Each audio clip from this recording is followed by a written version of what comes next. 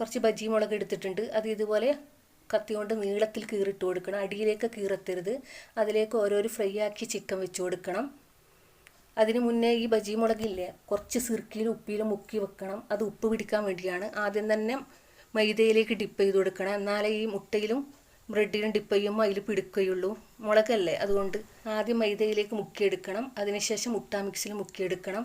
മൈദയിൽ മുക്കിയെടുക്കുന്നത് ഈ മുട്ട മിക്സും ബ്രെഡും പിടിക്കാൻ വേണ്ടിയാണ്. മുളകായതുകൊണ്ട് പിടിക്കൂല, അതുകൊണ്ടാണ്. അതേപോലെ തന്നെ ബ്രെഡും നന്നായി മുക്കിയെടുക്കണം. മൊത്തത്തിൽ അങ്ങനെ ചെയ്തെടുക്കണം. നല്ലൊരു അടിപൊളി സ്നാക്സാണ്. എല്ലാവർക്കും ഒരുപോലെ ഇഷ്ടപ്പെടും. നമ്മൾ സാധാ കടലമാവ് ഇട്ടിട്ട് ബജി ഫ്രൈ ആക്കുന്നതിൽ അതിനേക്കാളും ടേസ്റ്റ് കൂടുതലാണ്. മൊത്തത്തിൽ അങ്ങനെ ചെയ്തെടുത്തിട്ടുണ്ട്. എണ്ണ നന്നായി തിളച്ചാൽ മീഡിയം ഫ്ലെയിമിലിട്ടിട്ട് ഇത് വറുത്ത് പോരണം. കാരണം ഇതിൻ്റെ മുളക് വേവാനുണ്ട്. തിരിച്ചും മറിച്ചും ഇട്ടിട്ട് ലൈറ്റ് ബ്രൗൺ നിറമായി നമുക്ക് എടുത്തു മാറ്റാം. ഇഷ്ടപ്പെടുകയാണെങ്കിൽ മാത്രം ഒന്ന് സബ്സ്ക്രൈബ് ചെയ്യാൻ മറക്കല്ലേ. ട്രൈ ചെയ്യാത്തവരാണെങ്കിൽ ഇങ്ങനെ ഒന്ന് ട്രൈ ചെയ്ത് നോക്കണേ. Thank you.